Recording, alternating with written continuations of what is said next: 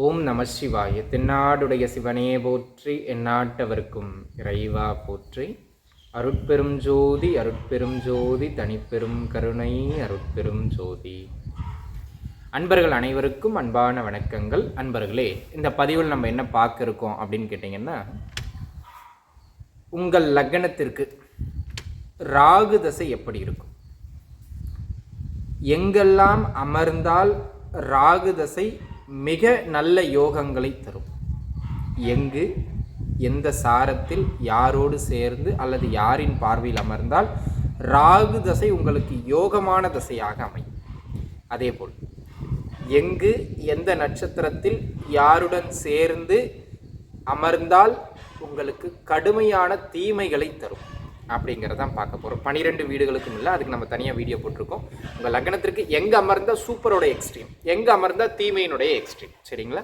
அப்படிங்கிறத நம்ம பார்த்துருவோம். அந்த விதத்தில் முதல்ல ராகு அப்படிங்கிறவர் பார்த்தீங்கன்னா எதுலேயுமே ஒரு ஜைஜாண்டிக்கான கிரகம்ங்க. ஓப்பனாக சொல்லணும்னா ராகு தசை ஒருவருக்கு உள்ளே வருது, பருவ வயதில் வருது அப்படின்னு சொன்னால் அந்த ராகு தசை கெடுக்கின்ற அமைப்புகளில் அசுப ராகு தசையாக இருந்தால், அசுப பலன்களை தருகின்ற அமைப்புகள் இருந்தால், ஓப்பனாக சொல்கிறேன், அந்த ராகு தசையில் அந்த நபர்கள் வாழ்நாளில் மிக கடுமையான சிக்கல்களை சந்திக்கிறார்கள். வாழ்நாள் ஒரு போராட்டத்திற்குரியதாக மாறுகிறது. அதேபோல் அந்த ராகு தசை உங்களுடைய சுய ஜாதகத்தில் நன்மைகளை செய்கின்ற அமைப்புகளில் அமைந்து சொல்கிறேன், உள்ள காம்பினேஷன் அது என்ன, சுபராகு அசுபராகுங்கிறத சொல்கிறேன். நன்மைகளை செய்கின்ற அமைப்புகளை பெற்று நல்ல அமைப்புகளிலிருந்து பருவ வயதில் தசை நடத்திட்டாங்கன்னா எப்படி சொல்கிறதுங்க, பிறப்பு சேராக இருக்கலாம், ஆனால் அவர்களுடைய வாழ்வின் உயரம் செந்தாமரையாக அமையும். இதுக்கு மேலே அதில் சொல்கிறதுக்கு ஒன்றும் கிடையாது. எப்படிப்பட்ட கஷ்டமான சூழ்நிலையில் பிறந்தாலும் ஒரு தன்னிறைவு பெற்ற ஒரு வாழ்வை அவர்கள் வாழ்கிறார்கள். தன்னிறைவு பெற்ற மனமான ஒரு நல்ல ஒரு மகிழ்ச்சிகரமான வசதியான சூழலை சமூகத்தில் பெறுகிறார்கள். நல்ல உயரத்திற்கு அவர்களை ராகு திசை கொண்டு போயிடும். சுப பலன்களை தருகின்ற அமைப்புகளில் உங்கள் ஜாதகத்தில் ராகு இருந்தால் அவர் 50 சுக்கிரனுக்கு சமம். சுக்கிரனை விட மேலான 50 மடங்குக்கு மேலான நன்மைகளை தருவார் கண்டிப்பாக, நல்ல அமைப்புகள் இருந்தால். அதே போல் அவர் கெடுபலன்களை செய்கின்ற அமைப்புகள் இருந்தால், நீங்கள் சனின்னு பயந்து ஓடுறீங்க பாருங்க, அந்த சனியை விட 50 மடங்கு தீமையை செய்கிறவர் ராகு. ட்ரௌசரை கழட்டிட்டு ஓட விட்டுருவார், இருக்கிற இடம் தெரியாமல் பண்ணி விட்டுருவார், அசுப பலன்களை தருகிற அமைப்பில் இருந்தால். ஸோ உங்கள் ஜாதகத்தில் ராகு எப்படி இருக்கிறார் அப்படிங்கிறத உங்கள் சுய ஜாதகத்தை கையில் எடுத்து வச்சுங்க. இப்போ நான் சொல்கிற ஒவ்வொரு பலன்களையும் அதோட மேட்ச் பண்ணி உங்களுக்கு எத்தனை பாயிண்ட்ஸ் பொருந்தோ அதுக்கு ஏற்ற மாதிரி ராகு திசை நன்மை தீமை அப்படி தரும். இப்போ நான் சொல்கிற பலன்கள் எல்லாமே ஒரு 40% 50% பொருந்தும். மீதம் இருக்கிற 50% அது உங்கள் சுய ஜாதகத்தை வச்சு நீங்கள் பார்த்துக்கிடணும், சரிங்களா? ரைட். இப்போ பார்த்தீங்கன்னா முதல்ல சுபராகு அசுபராகு அது எப்படிங்க தெரிஞ்சுக்கிறது அப்படின்னு சொன்னால், உங்கள் ஜாதகத்தில் அவர் எங்கு வேணாலும் இருக்கட்டும் ராகு, இயற்கை சுப கிரகங்கள்னு சொல்லக்கூடிய குரு, சுக்கிரன், வளர்பிறை சந்திரன் அல்லது புதன், இந்த 4 பேருடைய தொடர்பில், அதாவது தொடர்புனா அவர்களோடு சேர்ந்திருக்கலாம் அல்லது அவர்களின் பார்வையில் இருக்கலாம். அப்படி இருந்துட்டார்னா அடிப்படையில் அந்த ராகுவுக்கு சுபராகுன்னு பேர், அதாவது நன்மைகளை தர கடமைப்பட்டவர் அப்படிங்கிறது பேருங்க. அதே போல் அந்த ராகு சனி, செவ்வாய், சூரியன் இவர்களின் தொடர்பை பெற்று இருந்துட்டார்னா அதற்கு அசுப ராகுன்னு பேருங்க, சரிங்களா? உள்ள இன்னும் சில டீட்டெயில்ஸ் இருக்குது, அது சொல்கிறேன். அடிப்படையில் இப்போ நான் உள்ள சொல்லும்போது ஒவ்வொரு முறையும் சுபராகு அசுபராகுன்னு தான் சொல்லுவோம். சுபராகுன்னா நீங்கள் நினச்சிக்கிடணும், குருவோட தொடர்புலையோ சுக்கிரனோட தொடர்புலையோ வளர்பிறை சந்திரனோட தொடர்புலையோ இல்லை புதனோட தொடர்புலையோ இருக்கிறார்.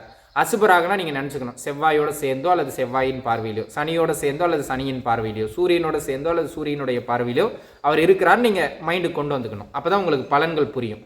அந்த விதத்தில் 12 லக்னங்களுக்கும் நம்ம இப்போ பலன்களை பார்க்க போகிறோம். அதில் ஒவ்வொரு லக்னமாக பார்த்துருவோம். உங்கள் லக்னத்திற்கு ராகு தசை எப்படி இருக்கும் அப்படிங்கிறத நம்ம டீட்டெயில்டாக பார்ப்போம். துலாம் லக்னம். துலா லக்னத்து அன்பர்களே, எதிலும் நேர்மையானவர்கள், எப்போவுமே வியாபாரத்தில் ரொம்ப ஈடுபாடு மிக்கவர்கள், எதை பேசினாலும் கொஞ்சம் மனசாட்சிப்படி பேசணும்னு நினைக்கிறவங்க, நல்ல கடுமையான உழைப்பாளிகள் இவங்க தாங்க. இந்த துலாம் லக்னத்திற்கு ராகு தசை எப்படி இருந்தால் நன்மையை தரும், அதிகபட்ச நன்மைகளை தரும். ஏன்னா 12 வீட்லேயே ராகு நன்மையும் செய்வார் தீமையும் செய்வார். எப்படி இருந்தால் அதிகபட்ச நன்மைகளை தருவார் அப்படிங்கிறத நம்ம பார்க்க இருக்கோம். துலாம் லக்னத்திற்கு உங்கள் ஜாதகத்தை கையில் எடுத்து வச்சுங்க. உங்கள் லக்னத்திற்கு 3ஆம் இடமான அப்படிங்க, லக்னத்திற்கு 3ஆம் இடமான தனுசு வீட்டில் அமர்ந்து உத்திராட நட்சத்திரத்தை பெறுகின்ற பொழுது அவர் நன்மைகளை தருவார். அதேபோல் லக்னத்திற்கு 6ஆம் இடமான மீன வீட்டில் அமர்ந்து உத்திரட்டாதி நட்சத்திரத்தை பெற்றாலும் சரி, ரேவதி நட்சத்திரத்தை பெற்றாலும் சரி, அந்த தசை மிக நல்ல உயர் பலன்களை தரும், மிக நல்ல உயரத்தை தந்தே தீரும். அதனை அடுத்ததா 10ஆம் இடம், 10ஆம் இடம்னு சொல்லக்கூடிய கடகத்தில் அமர்ந்து பூசம் ஆயில்யம் 2 நட்சத்திரத்தில் எந்த நட்சத்திரத்தில் அமர்ந்தாலும் அந்த தசை இருக்கிறதுல அல்டிமேட். 10ஆம் இடத்துல அமர்றது அப்படிங்கிறது தான் துலாம் லக்னக்காரங்களுக்கு 6ல் அமர்றதும் சரி 10ல் அமர்றதும் சரி மிகப்பெரிய உயரங்களை தரும். சனி புதனினுடைய நட்சத்திரங்களை பெறுகின்ற பொழுது மிக நல்ல உயர் பலன்களை தந்தே தீரும். அதனை அடுத்ததாக 11ஆம் இடம்னு சொல்லக்கூடிய சிம்மத்தில் ராகு அமர்ந்து, சிம்மத்தில் அமருகின்ற ராகு அங்கு மகம் நட்சத்திரத்தை பெற்றாலும் சரி, உத்திர நட்சத்திரத்தை பெற்றாலும் சரி, நன்மையின் அமைப்பு மிகச்சிறப்பானதாக அமையும். இதில் எந்த மாற்று கருத்துமே கிடையாது. சரிங்களா? ஸோ இப்போ நான் சொன்ன இடங்களில் ராகு அமர்ந்துட்டு சொன்ன நட்சத்திரங்களில் அமர்ந்துட்டாலே நன்மை. கூடுதலாக அந்த ராகு சுப ராகுவாகவும் இருந்துட்டார் அப்படின்னா, அதாவது என்ன சொன்ன மாதிரி குரு, சுக்கிரன், வளர்வரை சந்திரன், புதன் இவர்களின் தொடர்பை பெற்ற ராகுவாக இருக்கிறார் என்றால் மிக யோக நல்ல பலன்களை தருவார். இதில் 6ஆம் வீட்லையும் 10ஆம் வீட்லையும் ராகு நான் சொன்ன நட்சத்திரங்கள் அமர்ந்து குரு சுக்கிர தொடர்புகளை பெற்றுட்டார்னா ஒருவரை நல்ல உயர்நிலைக்கு கொண்டு போய் சேர்த்துருவார். அந்த அளவுக்கு இந்த ராகு தசை பொருளாதாரம், தொழில், வளர்ச்சி, மதிப்பு, மரியாதை, கௌரவ, பதவி, அந்தஸ்துன்னு அவரவர் நிலைக்கு ஏற்ப மிக நல்ல உயரங்களை தந்தே தீரும். இது நன்மைக்கான இடம். சரிங்க, எங்கே அமர்ந்த ராகு தசை துலாம் லக்னத்துக்கு கடுமையாக தீமையை தரும். தீமையை 12 வீட்லேயும் தருவார். கடுமையாக தீமையை தருகின்ற இடம் எது அப்படின்னு கேட்டிங்கன்னா நல்லா புரிஞ்சுக்கிடுங்க. ராகு 3ஆம் இடமான நன்மையை தருகின்ற அதே 3ஆம் இடமான தனுசு வீட்டில் அமர்ந்து பூராட நட்சத்திரத்தை பெறுகின்ற பொழுது, தனுசு வீட்டில் அமர்ந்து பூராட நட்சத்திரத்தை பெறுகின்ற பொழுது கடுமையான தீமைகள் இருக்கும். ஆனால் கால் கொடுத்த சுக்கிரன் 6, 8, 12ஆம் இட தொடர்பில் இருந்துட்டார், 6, 8, 12 சுக்கிரனும் இருந்துட்டார் அப்படின்னா அந்த தசை கடுமையான பின்னடைவுகளை தரும். 3ஆம் வீட்டில் சுக்கிரனுடைய பூராட நட்சத்திரத்தில் அமர்கின்ற பொழுது. அப்படியே 8ஆம் இடமான ரிஷப வீட்டில் ராகு அமர்ந்து அங்கு அவர் குறிப்பிட்ட 8ஆம் வீட்டில் அவர் எந்த நட்சத்திரத்தில் அமர்ந்தாலும் தீமையின் அளவு கொஞ்சம் கண்டிப்பாக இருக்கும். நன்மை தீமை அந்த ஏற்ற இறக்கம் ஒருபுறம் இருந்தாலும் மிருகசீரிட நட்சத்திரத்தில் அமருகின்ற பொழுது அவர் கடுமையான தீமைகளை தருவார்.